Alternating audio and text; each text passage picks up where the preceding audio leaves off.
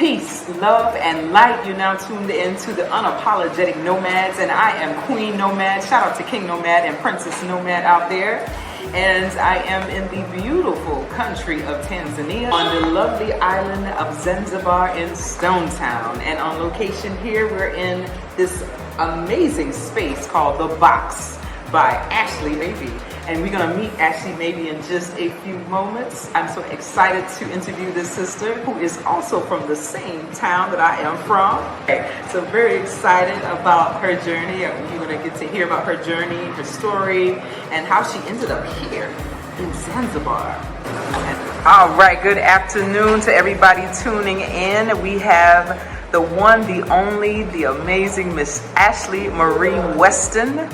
And she is the owner of The Box, this lovely space that we are in right now. How are you this afternoon, my sister? I'm doing fine. How are you? Awesome. I'm great. And it's a pleasure being here. It's a pleasure meeting you. I am so inspired by what you have done with this space. It is very, very amazing. Thank you. Definitely, before we get started, I'm going to let you introduce yourself. So I want you to give the audience a little bit more about you, where you're from, and what led you here to Tanzania. Okay. So I'm Ashley-Marie Weston, also known as Ashley.maybe.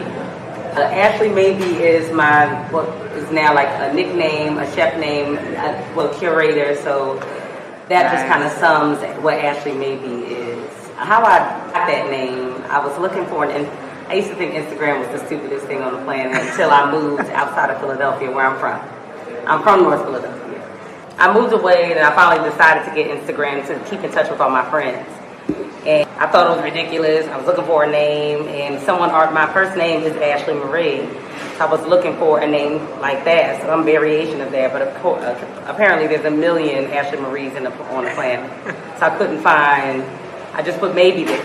So Ashley.maybe ended up, and my uncle is actually the one that convinced me to keep it as a chef name, just because I find myself cooking almost across the globe as far as cuisines are concerned. Things that don't necessarily belong to my culture, I enjoy making.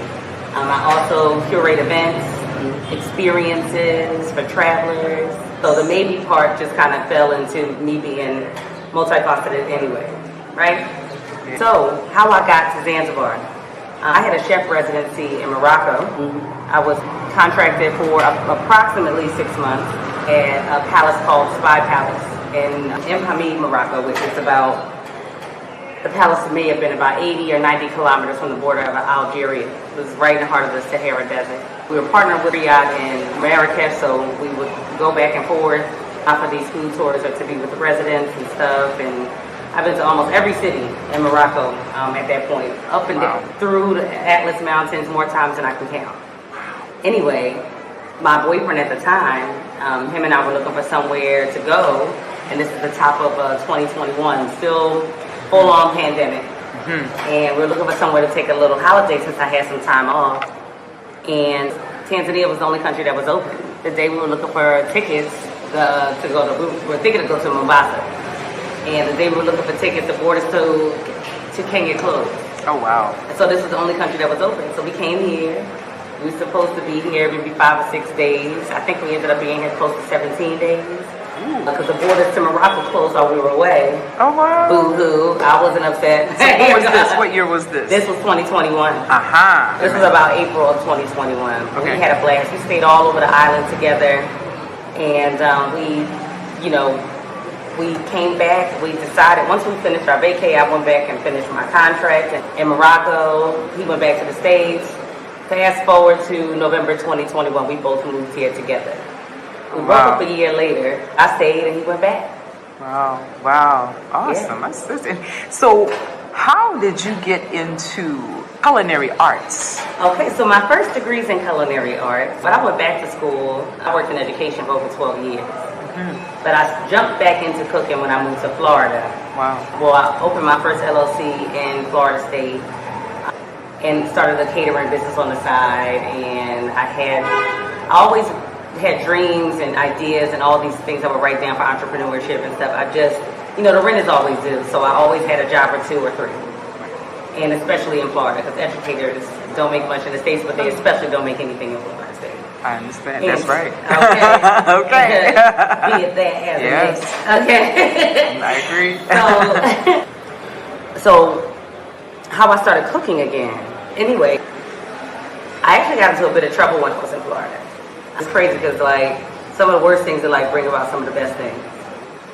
And I basically wasn't able to, I just wasn't making enough money. It was time for a change. I was like, you know what, let me start cooking again. So I started working for a private chef agency, part-time. It's called Chef by Nature. I still thank Chef Rudy Point to this day for taking the chance on me, because I wouldn't have, considering how busy I am and stuff like that with this restaurant, I wouldn't have hired me because it would have been a headache. And I already have enough on my plate. But he took his time with me. He was patient and tough and mean and all that stuff. Okay. But that was the beginning of me cooking again. And one of the things he said because being a private chef, nobody wants you in the house that long. And the thing is, I was a great cook, but I was used to cooking at home. I didn't have the speed I used to have fresh out of culinary school, fresh out of working at Ruth's Chris and the other places I cooked years ago. Wow. And I don't have that speed anymore. Anyway, he told me to after you just need to start cooking. Start cooking again. Anywhere you can start cooking. And so I did. I took over. So no. I actually started acting manager, but then also it was just a lot. The oldest husband was a little weird. It was always some BS and stuff like that. She wanted a woman in her kitchen. All right. And Anna Robbins actually owned the restaurant. It was called 222. It was a Cali Mexican restaurant about 2 blocks from my condo in Miami. And that was actually considered Miami Beach. And so I worked there. And he said, Ashley, that's what you got to do. Just I worked every day I could. I barely took days off. And she was excited about that because she was like, oh, look, she needed somebody in that kitchen. You know, they were getting, kind of crappy. The food was just sometimes not as consistent. She had great recipes. She had great plating, great vibe, great everything. It's just, it wasn't being executed all the time. And it's like, it's the same thing I'm experiencing now. You just have to be here to set the tone. Right. And anyway, I also had a part-time meal prep for 2 clients. I also had another job. I worked. This guy had a food truck in the back of a nightclub. It was in where? Courtyard, downtown Miami. Miami, okay. Downtown Miami. And guess what I named it? Man, I didn't realize it till later. Right. Called it the Box. The Box. That's what I called it. Okay. My friend had donated a big sleeve of Chinese, Chinese takeout boxes that fold or whatever. So I was selling fried rice out of there. Oh wow! Like spicy fried rice or chicken. Goodness. People just pick your protein, or sometimes just veggies and stuff. Nice. And that's what I was selling out of there and killing it. Wow. And it was all cash. But at this time now I got 3 jobs, right? Wow. And I was telling you, I was dying. I had a beautiful condo that I barely got to spend time in. Barely. Wow. Was just always at work. If I came in there, I usually just went right into the bed like this. I can imagine with 3 jobs. I would just crash. Yes. And then the pandemic happened. Yes. So, at first, the first few weeks, I partied with my friends. I was in Miami Beach. That was just easy. And Miami didn't have the restrictions that the rest of the country had. It was restricted. We all thought we were going to die. But then after about 6 weeks, Miami was wild. About 6 or 8 weeks. Anyway, I took advantage of that. And I haven't worked for anyone since. I took my paycheck, my last paycheck, and a little bit of savings, and my mom sent me a few $100s. She actually gave me a car that was sitting in her driveway. She gave me this X5 that she wanted down in Florida anyway. She was like, oh, you take it, because I needed to be able to be mobile. Right. And I took all that, I bought all my own equipment and started a meal prep service out of my condo. Wow. Took part of that money, bought a bunch of menus. It was a 3-item menu with a dessert. I bought 1,000 of them. There was 500 units in my building, so I put one under each door and started service on the 28th of April. Wow. The night before that, I'm telling you, I was crying myself to sleep. I was talking myself out of the whole thing. I was like, Ash, just get a job, get you something remote. I was going to they had a CBS job you can get for like $20, $25 an hour or something like that. That's completely online. doing God knows what for CBS, right? But I was like, I'm gonna just do it because I gotta pay my rent. I gotta pay my rent. And luckily, my landlord was understanding. You know, he saw me grinding it out and stuff like that. And got finished crying. I got up the next day and turned on NDRE's Strength, Courage, and Wisdom, and I didn't turn it off for hours. Wow. I mean, I literally let the song on repeat because I just wanted the reminder. It's a powerful song. Keep cooking, and that's what I did. I just kept cooking. Yes. I made this beautiful vegan chili, and I made. Mm. I had the Jamaican style curry chicken was on the menu. All right. I had, and that was served. I did that with quinoa and beans instead of rice and beans. It was a few things, well, three things. But then on the back of that menu, I put, "Hey, don't know what to do with all the groceries that you bought." You know, because a lot of people blew out the markets and had all this stuff in their house. Like, you know, the world was going to blow up. And nobody knew what to do with all that food. It was going to waste. Right. So I said, hey, don't know what to do with all the food in your fridge. Let me come meal prep it for you. So then that's when I picked up more meal prep clients in my condo. That turned into me catering charcuterie boards. That turned into me cooking for the Detroit Pistons when they were in town. That turned into... That turned into me getting these vacay clients that would fly in because they still wanted to, you know, rent a big house or something like that and have a chef for the week or however long they were there because they didn't feel comfortable going to dinner everywhere. That turned into me cooking on the yacht charters. Wow. Then that turned into me. I took over the kitchen for a while at actually the eldest yacht club in Miami. It's called Miami Yacht Club. Oh, wow. Nice. I ended up putting in a bid to take it over permanently. I lost it, of course, and I got word from, I ain't gonna repeat that. But That's all right. That's all right. Listen, it's in Miami. It's in Florida. It was established in 1927 by you know who. So guess who they didn't want taking over their kitchen? Okay, I understand. That's all. Okay. Even though I was more than qualified, plans, proposal. I mean, I'm telling you, I laid them people out. That was it. Some of those experiences, is that what sparked your interest in moving abroad? So in my early 20s is when I first began to rise in consciousness. I always, for many years, I wanted to live in Africa. I was just poor, but poor here too. So I didn't really know how I would come to another country over here where it's supposedly so poor and blah, blah, blah, and sustain a life. I didn't know what I would do. I never had it all figured out. I have not. I still don't have it figured out. I just don't give up, actually. That's awesome. Like I be really like don't. that, you know. Cause I mean, don't get me wrong.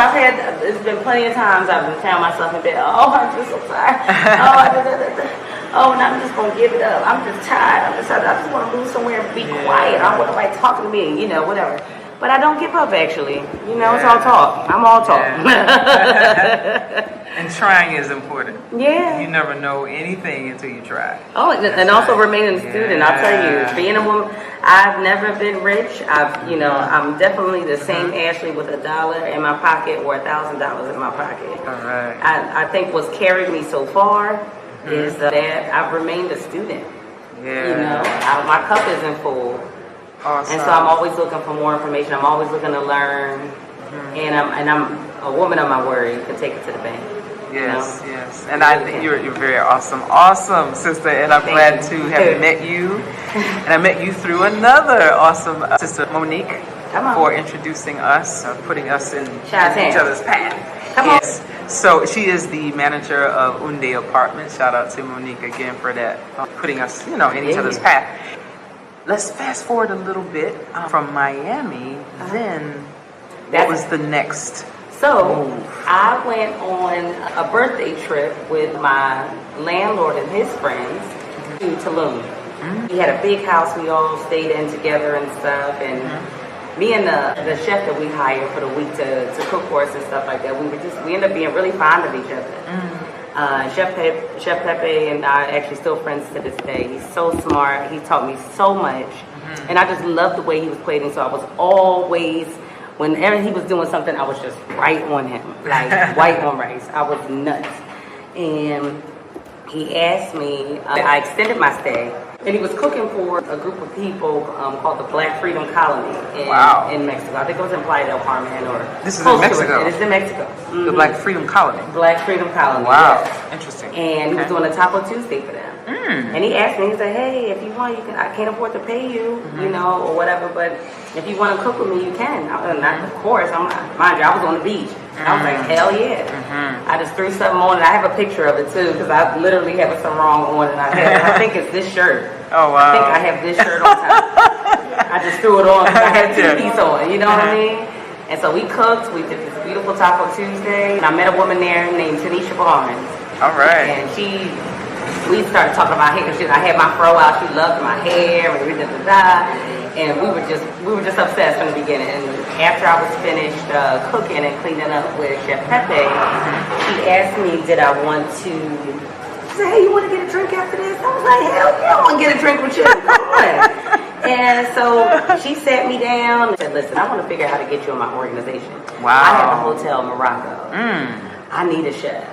She had this talent for currency program. So anyway, I interviewed with her and her panel and stuff like that. 2 months later, I'm in Morocco. Wow. That was my first time on the continent. Wow. And damn if I didn't have a one-way ticket, and I've been saying it for years. I said, damn, if I ever get to Africa, I'm definitely flying one way. I know I'm never coming back. All right. And I haven't been back. I've been back to visit. Oh my goodness. So how many years have you been on the continent? It's 2021, so about 4 years. Nice. Oh my goodness. All right. So how was that for you? Was there any, let's say, adjustments you had to make? Coming from Philadelphia, you know. Oh, big time. Access, and Miami. Sure. Well, yeah, well, that was the biggest transition. Going from Miami to Morocco, especially the Moroccan desert. Miami is definitely a hot New York. It's very fast. There's so much access. It's very hyper-stimulated. A lot of lights, a lot of everything. There's a lot of noise. And I remember when I first went to Morocco, I mean, I spent a lot of time by myself, and it was very lonely and very dark, but it was so utterly cleansing. The most cleansing experience I've ever had, because I didn't have Uber Eats to run to, right? And all these people crave things because of their emptiness. Crave things and crave vices and all this other kind of. At least that's my belief, because they're missing something. And the thing is, when you're in a land of access, you don't ever have to really deal with that kind of stuff because everything is waiting for you. There. A club is waiting for you, that's waiting for you, the Uber Eats, and all these vices, all these things that keep us unhealthy, that keep us depressed and stuff like that. That was a big transition. It was lonely, it was dark, but it was also cleansing. It was it's like going through the womb almost. You know what I mean? You come out bright on the other side. And I wasn't completely changed, but I was definitely on a different path.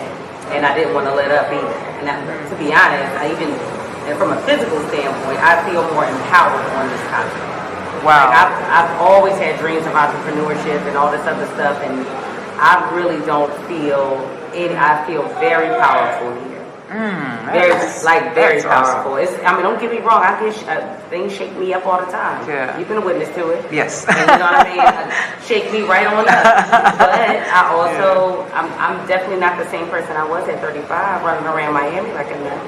I mean, I'm still Ashley. Yes, you are. I'm definitely still her. I could never live there again. That's for sure. Wow. Not no place sucking me dry like that no more. Obligated to rent and stuff, yes, you know. Yes. So what's some of the biggest differences you find living on the continent versus living in the U.S.? The biggest differences I find, especially, is food costs. That's probably the most prominent thing for me.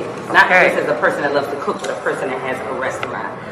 I have never had access to such fresh ingredients and quality ingredients in my life. Just because, being from a food desert or being from a place that, food like that usually is for rich people. People that can afford that kind of stuff. And I have never been rich. So that's never been just at my fingertips at all times. And to have that sort of access now is life-changing. Wow. I find just red onions or tomatoes that are naturally sweet. Yes. Red onions that are just so pungent. Green peppers that you can smell. You don't even have to put them to your nose. They're just there. I can smell it from another room, actually. Wow. Yeah. That's cool. That's probably one of the biggest things that stands out to me.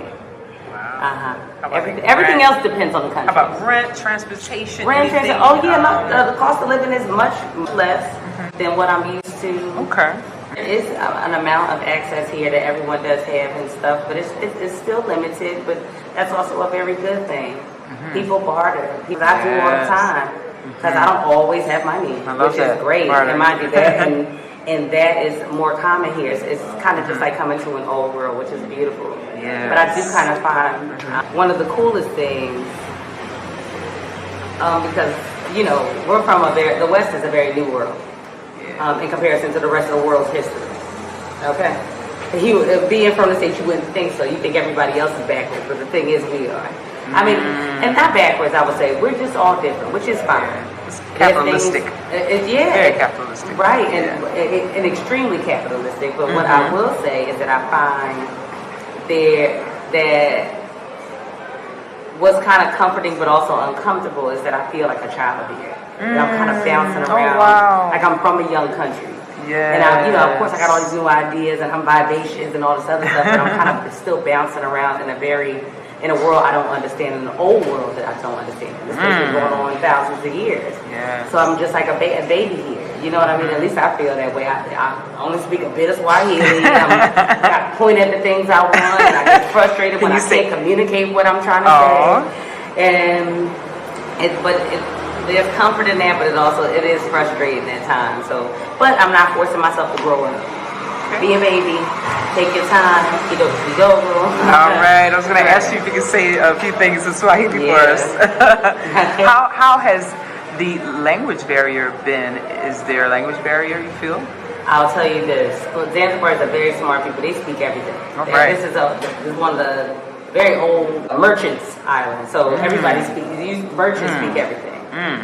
They speak whatever their customers speak. Hello. And the language barrier has been a hindrance from time to time, but mostly dealing with in business and dealing with my front house staff. But in the kitchen, what I find fascinating is that almost none of us speak English, and I'm still learning Swahili. And basically, we're on the same level. Yes. But we my kitchen is the strongest part of this entire restaurant. While I'm able to communicate with them, the thing is we communicate with our hands. And they're very talented, and they've been very open to me showing them new things and doing new stuff and trying new cuisines. They're amazing. My head chef, Noodle, I say this to her all the time. I can't wait until I speak fluent Swahili so she knows my heart. This is the first time in my career as a chef I've been able to come out of the kitchen. I only step in when I need to show them something new. Like, for instance, I'm getting ready to drop a new menu. I'm going to be in this kitchen today. I'm going to be in the kitchen tomorrow, too. And I'm going to be in the kitchen on Sunday. And I'm going to be loud, and it's going to be fun. I usually sing a lot and bring the Bluetooth speaker back there. I just love the vibe I take all my rings off. It's a mess. I have to say, though, I love the vibe in here. I love coming in here just getting some work done. Because, we have the music going. It's all the music we are used to. We kind of mix it up. I just love the vibe. And there's so many creatives hang out here doing their work and stuff. Yeah. It's an amazing space. So I want to ask you, how easy or difficult has it been being a woman with a business here in Stonetown? Woo! How much time you got? Oh my goodness! Is it like that? Okay. All right. So, I won't get you in trouble, but let us know.